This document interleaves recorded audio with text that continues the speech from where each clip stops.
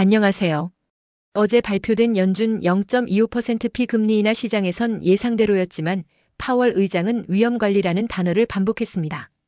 오늘은 왜 지금 내렸는지, 시장, 주식 채권 달러는 왜 엇갈렸는지, 정치 변수와 연준 독립성, 그리고 우리 지갑, 예금 대출 주택엔 어떤 변화가 오는지 핵심만 콕 집어드릴게요. 구독과 좋아요는 영상 제작에 큰 힘이 됩니다. 지금 시작합니다. 네, 안녕하세요. 오늘 저희가 함께 깊이 파고들어 볼 주제, 바로 어제 발표된 미국 연방준비제도, 그러니까 페드의 금리 인하 소식입니다. 네, 시장이 정말 꽤 오랫동안 기다려온 결정이었죠. 저희 청취자께서 보내주신 여러 CNN 기사들을 바탕으로 해서요, 이번 금리 인하 도대체 왜 결정됐는지, 그리고 시장은 이걸 어떻게 받아들였는지, 또 정치적인 배경은 없는지, 그리고 가장 중요하게는 이게 우리 청취자 여러분의 자산 관리에 어떤 실질적인 영향을 줄 수 있는지 그 핵심 내용들만 쏙쏙 뽑아서 한번 파헤쳐 보겠습니다. 자, 그럼 이 중요한 소식 같이 한번 자세히 들여다볼까요? 네, 연준이 기준금리를 0.25%포인트 내렸습니다. 작년 12월 이후 처음이니까 9개월 만이죠. 그리고 앞으로 추가 인하 가능성도 열어뒀다고 하고요. 일단 시장 예상하고는 비슷했던 것 같은데. 근데 이 파월 의장의 기자회견 내용에서 좀 여러 가지 해석이 나온 것 같아요. 네, 맞습니다. 이번 금리 인하 결정의 가장 표면적인 이유, 역시 고용시장의 약화, 이걸 들 수 있겠죠. 파월 의장 스스로도 이번 결정을 위험관리 차원의 인하, 그러니까 리스크 매니지먼트 컷이라고 표현을 했는데요. 이게 뭐랄까 단순히 경기 부양을 위해서 미리 금리를 내린다 이런 느낌보다는 고용시장이 둔화되고 있다는 구체적인 위험 신호가 있으니까 거기에 대응하는 성격이다 이렇게 볼 수 있겠습니다. 구체적인 데이터를 좀 보면요. 여름 동안에 일자리 증가세가 눈에 띄게 좀 둔화됐어요. 8월까지 최근 3개월 동안 월 평균 신규 일자리 증가수가 한 2만 9천 개 정도 거기에 그쳤는데 이게 팬데믹이라는 아주 특수한 상황을 빼고 나면 2010년 이후로는 가장 낮은 수치거든요. 2010년 이후 최저요? 굉장히 낮은 거네요. 네. 그리고 실업 전수도 늘었고 특히 이제 흑인 실업률 같은 경우가 8월에 7.5%까지 올라갔어요. 이거게 거의 3년 만에 최고치거든요. 이런 여러 지표들이 고용 시장이 좀 식어가고 있구나 하는 신호를 보내고 있었던 거죠. 그렇군요. 고용에 확실히 둔화되는 신호가 있었네요. 그런데 여기서 연준의 고민이 좀 깊어지는 지점이 있습니다. 바로 인플레이션 문제인데요. 연준도 인플레이션이 여전히 목표치인 2%보다는 상당히 높다는 걸 아주 잘 알고 있고요. 파월 의장도 기자회견에서 이 인플레이션 위험이 여전히 높다. 이 점을 여러 번 강조를 했습니다. 네네. 따라서 이번 결정은 둔화하는 고용시장을 어느 정도 좀 방어해야 한다는 필요성, 그리고 동시에 아직 잡히지 않은 인플레이션을 또 관리해야 하는 이 두 가지 좀 상충되는 목표 사이에서 아주 신중하게 균형점을 찾으려는 시도다 이렇게 해석해야 합니다. 트럼프 대통령은 더 큰 폭으로 금리 내려라 압박했지만 연준은 어디까지나 고용 데이터를 근거로 삼았다. 이걸 내세우고 있는 거고요. 그렇군요. 고용하고 인플레이션 이 두 마리 토끼를 잡으려는 아주 어려운 줄타기네요. 근데 이번 결정 직후에 시장 반응은 좀 흥미로웠어요. 다우 지수는 올랐는데 기술주 중심의 나스닥이나 S&P 500 지수는 오히려 하락했단 말이죠. 왜 이렇게 좀 엇갈린 반응이 나온 걸까요? 특히 기술주들은 왜 좀 약세를 보였을까요? 네, 좋은 질문입니다. 이게 몇 가지 요인이 좀 복합적으로 작용한 것 같아요.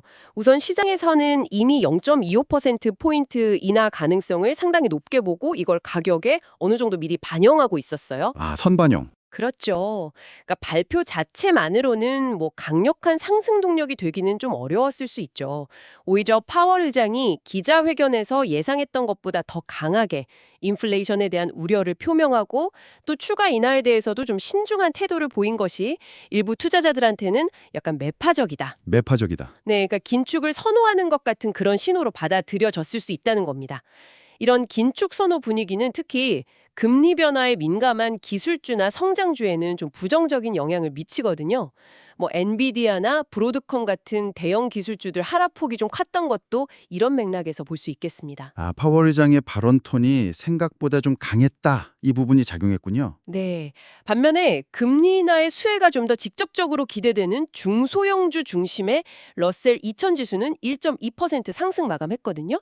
이건 앞으로 추가적인 금리 인하에 대한 기대감이 시장에 여전히 좀 살아있다. 이걸 보여주는 대목이죠. 네네.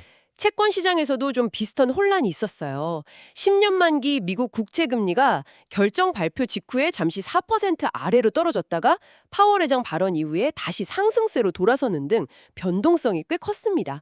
달러 가치도 좀 비슷한 움직임을 보였고요. 결국 시장은 이번 결정을 뭐랄까 마지못해 하는 인하 정도로 해석하면서 앞으로 방향성에 대해서는 여전히 좀 확신을 못하는 그런 모습입니다.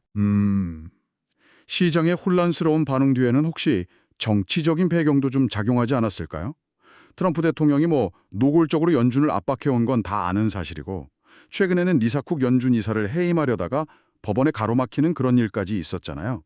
게다가 이번 금리 결정 회의 FOMC에는 트럼프 행정부에서 최고 경제자문을 인했던 스티븐 미란이 연준 이사로 임명된 직후에 처음으로 참여했고요. 그리고 예상대로 혼자서 0.5%포인트 인하를 주장하면서 반대표를 던졌다고 하죠. 그 점도표에서도 다른 위원들보다 훨씬 공격적인 금리 인하 경로를 제시했다고 하고요. 이 모든 상황들이 연준의 독립성 논란을 좀 더 키우는 것 아닌가 싶어요. 그렇습니다. 파월 의장은 기자회견에서 미란 이사 합류라던가 쿡 이사 해임 시도 관련 질문에 대해서는 법정 소송이 진행 중인 사안이다 라거나 혹은 우리는 정치적 고려 없이 데이터에 기반해서 독립적으로 결정한다 이런 원론적인 답변으로 일관했죠. 심지어 그냥 우리를 지켜봐라, just watch us 이런 말로 좀 자신감을 내비치기도 했고요. Just watch us. 네. 하지만 트럼프 대통령이 곧 연준이사 과반수를 확보하게 될 것이라고 공언하고 있고 또 일각에서는 트럼프에게 좀 비협조적인 지역 연은 총재들을 해임할 수도 있다. 이런 이른바 핵무기 시나리오까지 거론되는 상황이거든요. 핵무기 시나리오요? 네. 이게 만약 현실화된다면 연준의 정치적 독립성은 정말 심각하게 훼손될 수밖에 없고요. 이건 통화 정책의 신뢰도나 효과성이 아주 큰 타격을 줄 수 있는 중대한 문제입니다. 앞으로 연준이 실제로 어떤 행보를 보일지 그 독립성을 어떻게 지켜나갈지 정말 주의 깊게 지켜봐야 할 부분입니다. 네, 연준의 독립성 문제 정말 중요하군요. 이거 말고도 이번 금리 인하가 미국 실물 경제, 특히 그 주택 시장에는 어떤 영향을 미칠지도 관심인데요. 모기지 금리가 좀 내려가면 집 사려는 사람들이 좀 늘어날까요? 타월 의장은 이 부분에 대해서 좀 신중했던 것 같은데요. 네, 맞아요. 파월 의장은 기존 금리 인하가 장기 금리인 모기지 금리를 좀 낮추는 경향이 있고 이게 주택 수요를 좀 자극하고 또 건설사들의 자금 조달 비용을 낮춰서 공급에도 간접적으로 도움이 될 수 있다. 이 점은 인정을 했습니다.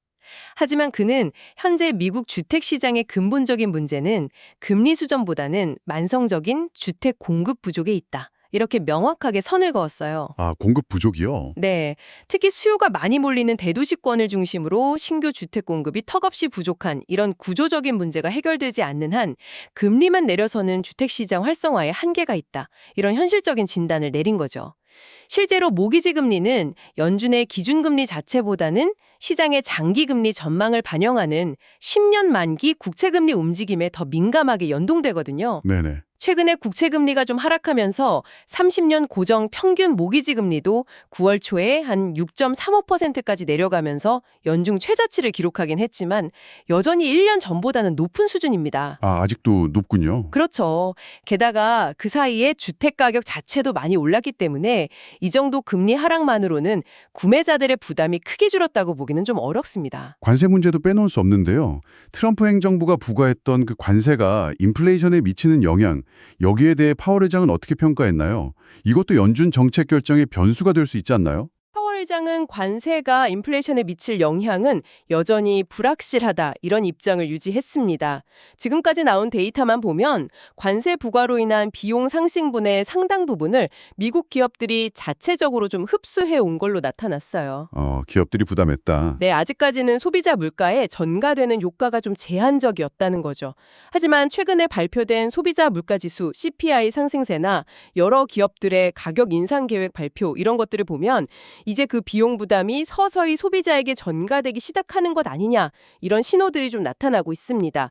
만약 관세로 인한 물가 상승 압력이 커진다면 이건 연준의 인플레이션 관리 목표 달성을 더 어렵게 만드는 또 다른 골칫거리가 될 수 있죠. 연준으로서는 좀 통제하기 어려운 외부 변수인 셈입니다. 그렇군요. 자, 이제 아마 많은 청취자분들이 가장 궁금해하실 내용일 텐데요. 이번 금리 인하가 우리 개인의 재정 상황, 그러니까 저축이나 부채 관리에 구체적으로 어떤 영향을 미치게 될까요? 먼저 저축 전략부터 좀 짚어주시죠. 예금 금리가 내려갈 텐데 어떻게 대응하는 게 좋을까요? 네, 기준금리 인하는 일반적으로 은행 예금 상품의 금리 하락으로 이어지죠. 따라서 이전처럼 연 4%, 5%대 이런 높은 이자를 주는 예금 상품을 찾기는 점점 어려워질 가능성이 높습니다. 하지만 실망하기는 좀 이릅니다. 여전히 금리 하락기에도 유리한 전략이나 상품들을 찾아볼 수 있거든요. 오, 다행이네요. 어떤 것들이 있을까요? 첫 번째는 고수익 예금 계좌를 좀 적극적으로 알아보는 겁니다. 주로 지점 운용 비용이 적은 온라인 은행들이 전통적인 은행보다 높은 금리를 제공하는 경우가 많고요. 기준금리가 내려가더라도 예금 금리를 내리는 속도가 상대적으로 좀 느릴 수 있습니다. 현재도 일부 온라인 은행에서는 연 3% 중반에서 4% 초반대 금리를 제공하는 상품을 찾을 수 있어요. 비상자금이나 단기 목적 자금을 보관하기에 좋은 선택지가 될 수 있죠. 온라인 은행이요? 네네. 두 번째는 CD, 그러니까 양도성 예금 증서를 활용하는 전략입니다. CD는 일정 기간 돈을 묶어두는 대신 예금보다는 높은 고정 금리를 받을 수 있다는 장점이 있죠. 특히 무페널티 CD는 만기 전에 돈을 인출해야 할 경우에도 중도 해지 위약금이 없거나 아주 적어서 유동성 확보에 유리하고요. 또 금리 하락이 예상될 때는 추가 납입 가능 CD, 이것도 고려해볼 만합니다. 이건 가입 시점에 비교적 높은 금리를 만기까지 보장받으면서 중간에 여유 자금이 생기면 같은 금리로 추가 납입을 할 수 있어서 유리합니다. 아, 추가 납입이요? 괜찮네요. 네, 금리 수준은 상품별로 다양한데 현재 대략 연 3% 후단에서 4% 초반대 상품들을 찾아볼 수 있습니다. 다만 가입 전에 최소 예치 금액이나 인출 조건, 그리고 은행이 만기 전에 강제로 상환할 수 있는 콜러블 조건이 붙어 있는지 이런 것들은 꼼꼼히 확인해야 합니다. 네, 조건 확인이 중요하겠군요. 또 다른 건 없나요? 세 번째 대안은 머니마켓 펀드 MMF입니다. MMF는 예금자 보호는 안 되지만 주로 초단기 국공채 같은 매우 안전한 자산에 틀어하기 때문에 원금 손실 위험이 극히 낮은 것으로 평가받습니다.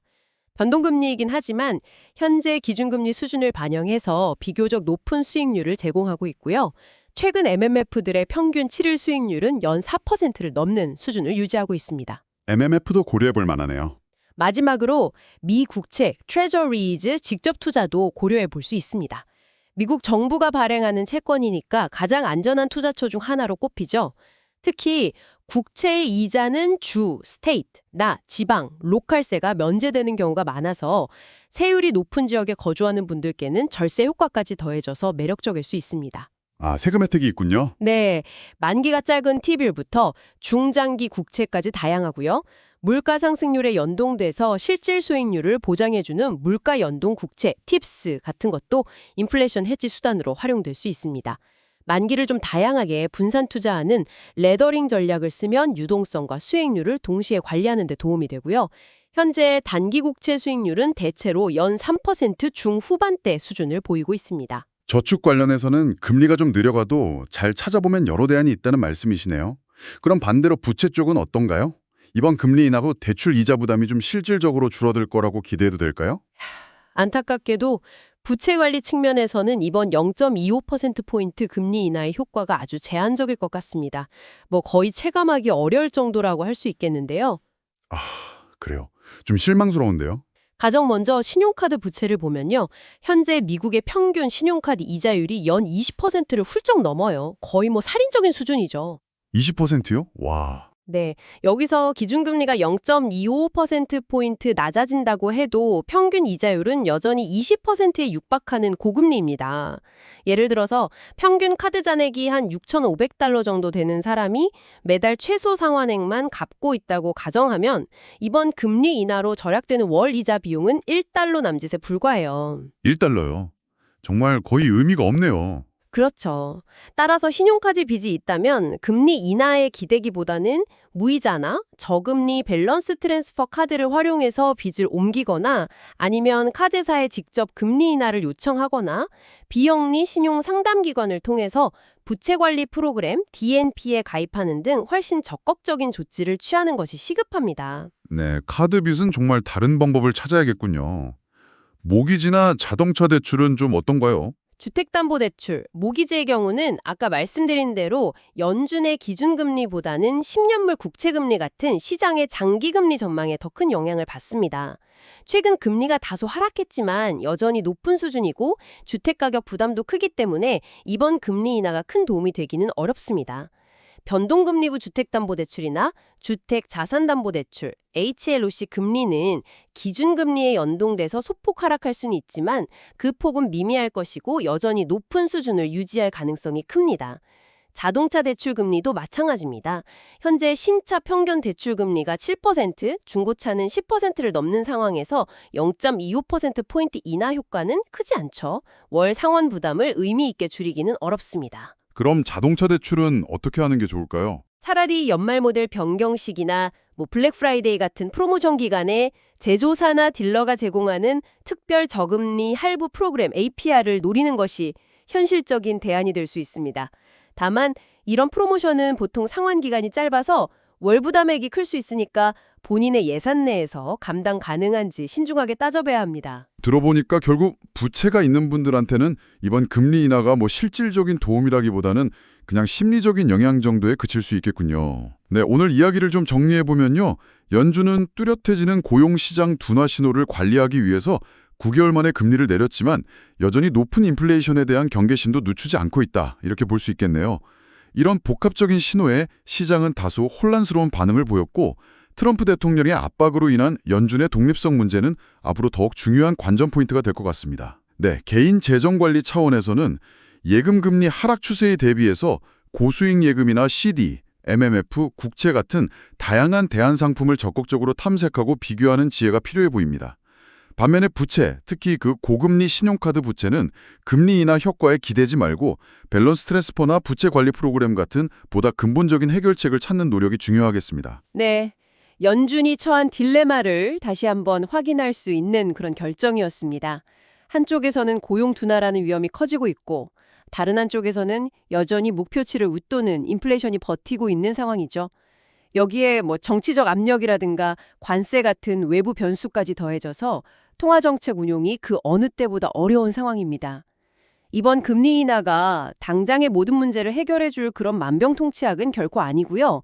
특히 주택 공급 부족이나 과도한 가계부채 같은 구조적인 문제들은 통화정책만으로는 해결하는 데 한계가 있다는 점을 기억하는 것이 중요합니다. 오늘 저희와 함께 연준의 금리 인하 결정과 그 배경, 그리고 우리에게 미칠 영향까지 아주 깊이 있게 살펴보았습니다. 상세한 분석 자료를 제공해 주신 덕분에 여러 각도에서 조망해 볼 수 있었습니다. 오늘 나눈 이야기들을 바탕으로 청취자 여러분께 마지막으로 생각해 볼 질문을 하나 던져보고 싶습니다. 연준이 지금처럼 미국의 고용 위험과 인플레이션 사이에서 이렇게 어려운 줄타기를 하고 있는 상황에서요. 만약 예기치 못한 외부 충격, 예를 들어 글로벌 경제의 급격한 침체나 혹은 지정학적 위기 같은 것이 발생한다면 그때 연준은 다음 통화정책 결정에서 지금과는 어떤 다른 우선순위를 두게 될까요? 그리고 그 이유는 무엇일지 한번 예상해 보시면 앞으로의 경제 흐름을 읽는데 좀 흥미로운 관점을 얻으실 수 있을 겁니다. 아, 정말 흥미로운 질문이네요. 정리하면 연준은 둔화하는 고용을 방어하면서도 여전히 높은 물가를 경계하는 위험관리형 인하를 택했습니다. 다음 회의까지 데이터가 관건이죠. 여러분 생각은 어떠신가요? 외부 충격이 온다면 연준의 우선순위는 무엇이 바뀔까요? 댓글로 의견 남겨주세요. 영상이 도움이 되셨다면 구독, 좋아요, 알림 설정 부탁드립니다. 다음 시간에 뵐게요.